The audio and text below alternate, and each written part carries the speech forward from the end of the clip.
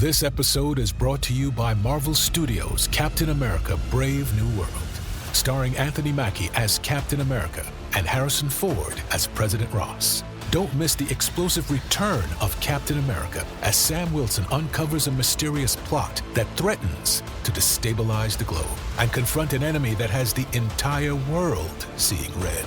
Enter A Brave New World in IMAX and 3D on February 14th. This episode is brought to you by Allstate.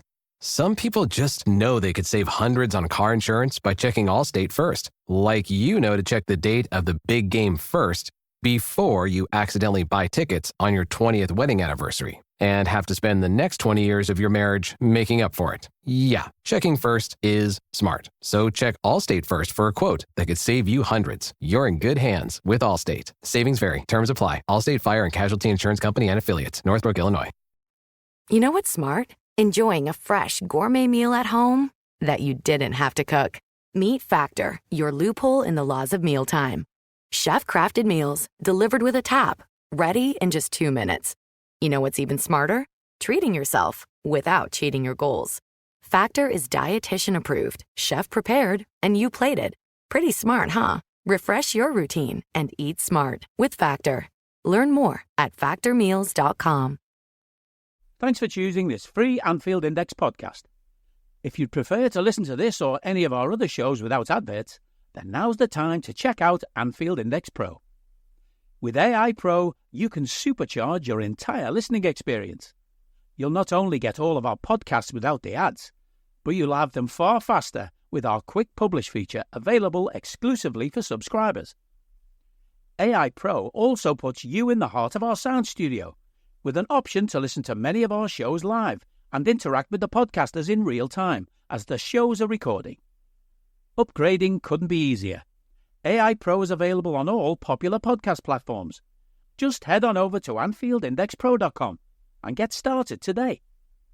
Hello and welcome to your Daily Red podcast. I am Guy. The weather, it does things to Irish internet. That's why I'm here, and Dave Davis is busy. So you've got me for the second time this week. So, unlucky. But we are here. We're a day before a game on a Friday, late afternoon. So it's going to mainly be about the Ipswich game. And I'm going to look on This Is Anfield for their 10 key things before the game. And sadly, the first thing of note here is that Curtis Jones is injured. Arnie Slot mentioned in his press conference this morning he's not available for the game tomorrow. The rest we have to wait and see how long it's going to take. I'm not expecting months, but let's see if he's available for PSV or Bournemouth. And I think PSV's Wednesday, if I remember correctly. At Bournemouth, I'm guessing, is next Saturday or probably Sunday, actually. If we play it Wednesday, I should really double check that. And obviously that adds on to Gomez and Jota, who are injured. And Jones, obviously, key part of the rotation. And he allows to swap out basically any of the starting three, but I think the three that will probably start is obviously Szoboszlai, Gravenberch and McAllister. That's probably my favourite midfield three.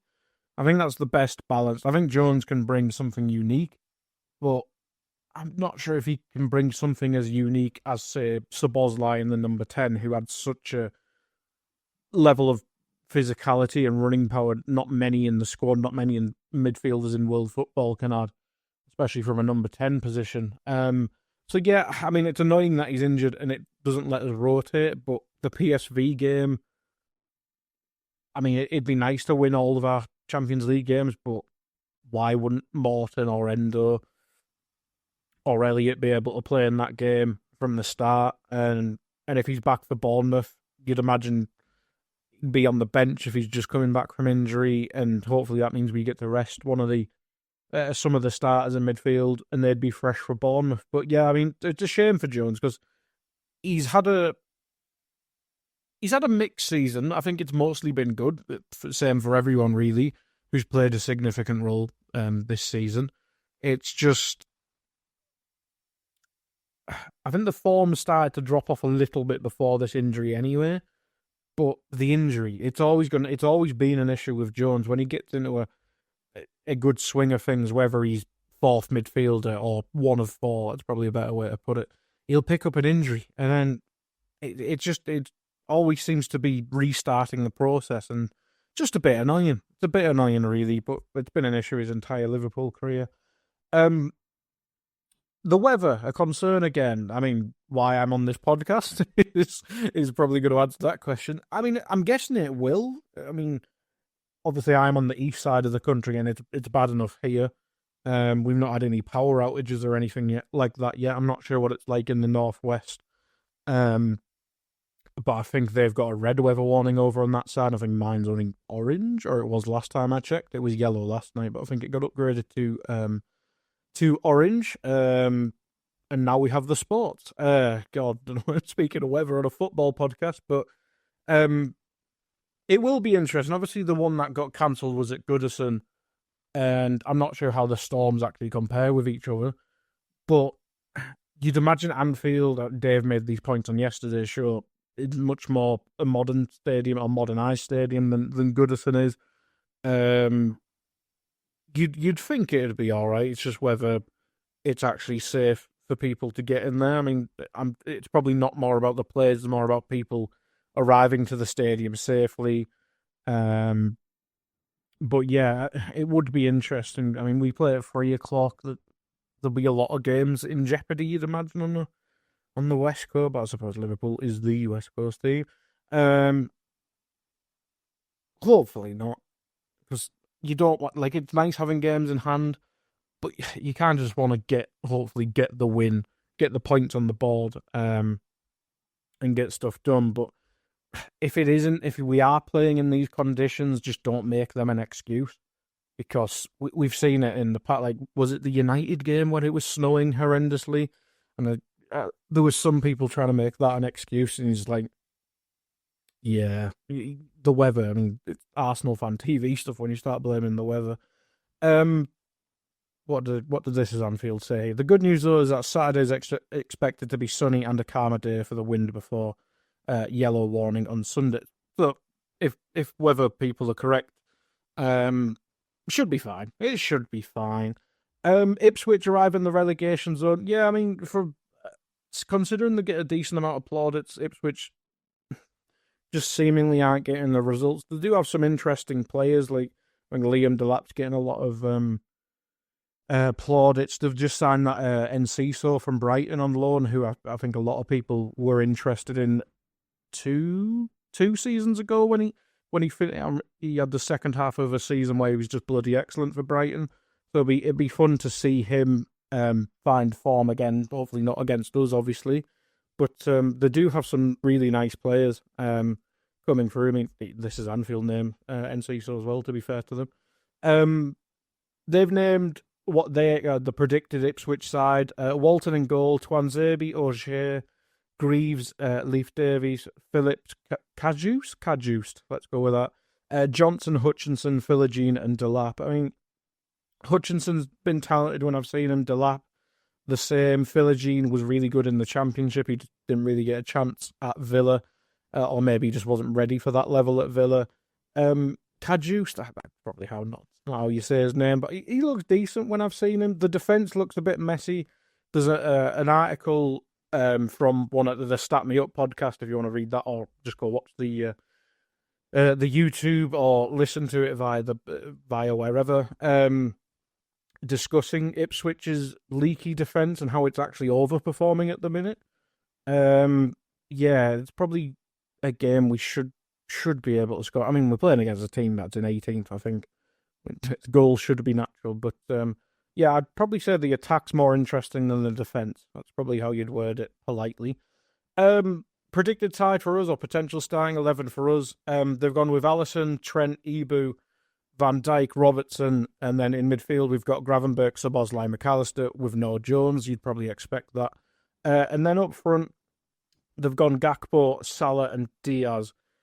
Yeah, I mean, the left back is kind of a flip of a coin, isn't it? It's just taking turns in the rotation, seemingly. My only other question mark is Diaz up front. I'm not a fan of it. I'm like, I know Jota's injured and Darwin, it's a way to word it. I don't know, Diaz brings some things, he drops a bit deeper and links play a bit better than Darwin, but when we do that, I think, especially when it's Trent on the right-hand side, because he'll come into midfield a bit more naturally than Bradley, etc., it just leaves Salah so wide on the right and kind of not involved in the game. And Darwin, for all his faults, at least he occupies people. And we saw it midweek, and obviously there's different. You can set up tactically, yada, yada, yada. But Mo was like so involved, and Darwin played a part in that just by being a presence. I'm not sure Diaz has that presence as a number 9. As a left winger, he did. He obviously... When you need mealtime inspiration, it's worth shopping Kroger for thousands of appetizing ingredients that inspire countless mouth-watering meals. And no matter what tasty choice you make, you'll enjoy our everyday low prices. Plus, extra ways to save, like digital coupons worth over $600 each week and up to $1 off per gallon at the pump with points. So you can get big flavors and big savings. Kroger, fresh for everyone. Fuel restrictions apply. Set up that chance for Mo when he held off the defender really well in midweek. I'm just not sure. I think the way we win games is getting the best out of Salah, and I think getting the best out of Salah, you'd obviously rather have Jota there because he's kind of the best of both worlds. But I think Darwin helps Salah more. Frustrations aside, where we know missed chances, be offside, etc. But for my money anyway, I think he gets the better out of Salah. It'll be an interesting one. Obviously, Darwin played the full 90 midweek, I'm pretty sure. Chiesa as a out-of-the-box option, probably not as a starter, but it'd be interesting, I suppose. I'd probably play Darwin just to get the better out of Salah, especially when they've got quite physical centre-backs. Leif Davis is more of an attacking left-back, so maybe it shouldn't really matter, I suppose. But I'd probably pick Darwin. I think the team works better with Darwin there over Diaz, and then you can probably debate who's the better left winger out of Gakpo and Diaz. On form, I'd probably say Gakpo in that position, but Diaz had a good game midweek, I think. Or an up and down game, but mostly good, I think. Anything else? We're not on TV, obviously. It's on 3 o'clock. Kanate nearing full fitness. Dave Davis has got his press conference show later on, I presume. So he'll go through all of the press conference stuff from Arna. Wouldn't be a game of football that involves Liverpool if Mo Salah couldn't break another record. He needs 2 goals to register 20 league goals in a season for the club for the 5th time. And the first time since 21-22. He missed out by 2 goals in the last 2 seasons. And if he does get 2 goals, he'll join Frank Lampard in joint 6th on the Premier League all-time scorers list with 177 goals. I mean, the man is just... He's just undervalued, well, seemingly undervalued by the club contract. But, like... He doesn't get talked about high enough. Like, the name there, Frank Lampard.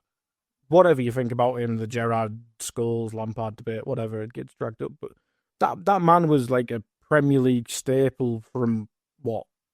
When did he move to Chelsea? 2003? 2004? Up until, like, the mid-2010s. I know he joined City for a season, but, like, you won't hear people talking the same respect and gravitas towards Mo Salah than people do to Frank Lampard. And I know Frank Lampard won numerous Premier Leagues, etc. And he's English in an English media country. But yeah, for the best goal-scoring midfielder in Premier League history, and I know Salah's a forward/winger, so the comparison's there, but it's just another huge name to tick off the list. It's astonishing. It really is astonishing. I mean, Mo Salah's just a freak of nature. That's basically it. We've got a new referee, Michael Salisbury. No, I won't even comment because he'll be awful if I do. Be awful if we do. But referees just, yeah, we know. We know the situation. We're referees. They're just not They're just not it, are they? Arnie Slot hints at plans for a few youngsters to join the future of midfielder. This is when he was talking about Harvey Elliott. I think he was asked what Elliott has to do to get more starting minutes, and he didn't name check any young midfielders, but he mentioned that as a position where players will come through. The young lad who signed his contract yesterday is Alvin Eamon. I think he's a DM / centre back, so I'm not sure if he was talking about him, but it will be interesting to see if we do see any young midfielders get some more minutes. We've obviously got Trey coming through, who's kind of already been involved. I'm not as clued in with the academy anymore, but beyond Trey, it'll be interesting to see if anyone's involved, say, against Plymouth. They mentioned this article mentions James McConnell as well. He's obviously was around the starting 11 last season during the injury plague, but he did really well. He is 20 now, so it might be a bit older. But some of the younger names, this is Anfield mentioned here. Bashetic is obviously out on loan, but they also look at Kieran Morrison, 18, Kyle Kelly, 19, Eamon, who I've just mentioned, 17, Ollie O'Connor, 16. So yeah, I mean, I'm not familiar with many of them other than Trainioni, obviously, and the two lads that were close to the first team. But it will be interesting to see. And everyone loves an academy product coming through, don't they? Yeah, and that's kind of it for stuff ahead of the game. It's a weird one to predict with the weather. The weather going to play a part potentially. Teams always seem to improve against Liverpool. I mean, was it 6-0 they lost to Man City last weekend? Surely that would put a rocket up them. Surely they can't play that badly again. But if we are to continue as the title favourites and the top, well, we will continue as top of the table regardless. But we need to be winning this game and probably should be doing it comfortably. Let's be honest. Predictions wise, I'll probably go for something like 3-1. We do tend to give up the odd sloppy goal nowadays, but if we're on it, why not? Why not a 3-0 or something like that? But I'll go with 3-1 just to play it safe and not get shouted at in the TMs if it goes belly up. In terms of content on Anfield Index, let me just get the schedule up. It's a weird day because obviously Irish people have had their power knocked out. We hadn't set a time for AI Scouted, but if we do, I'm guessing it'll be now me and Carl, unless Dave gets his power back. But at the same time, he might not be able to do two-footed or scouted or raw. So at the minute, I've not heard of Trev either. So at the minute, raw tomorrow might just be me and Jim Boardman at the minute. So yeah, that'll be an Irishless raw. Doesn't feel right. As I mentioned earlier on, post-conference presser, I'm not sure what time Dave is actually doing it. I'm guessing he's going to do it after he's finished work. But yeah, he'll go through everything Arna said in the press conference. A couple interesting topics there. Obviously, post-match, barring power outages, it'll be post-match Raw, Gags' show, Jack's watch-along, all the good stuff that we've been doing recently post-match. So keep clued in for that. I try and say this every time I'm on a pre-match podcast. If you are a pro subscriber and you want to watch Raw live or Scouted live, or if we do ever random other shows live, do get in there before matches and stuff, because Gags is busy after the game.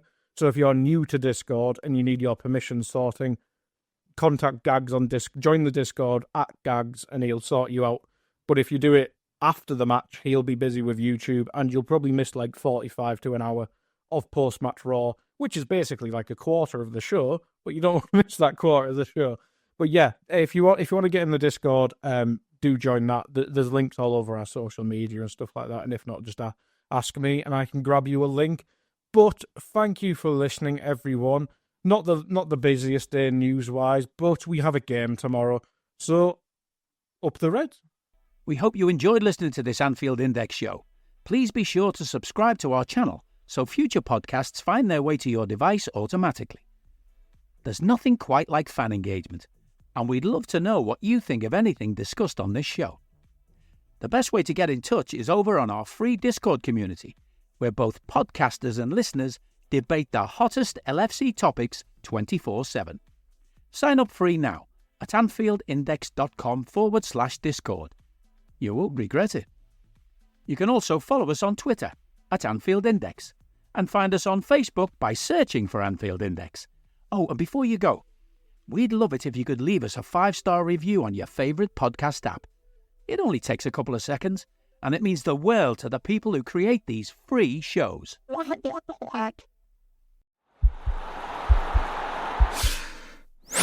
This podcast is part of the Sports Social Podcast Network.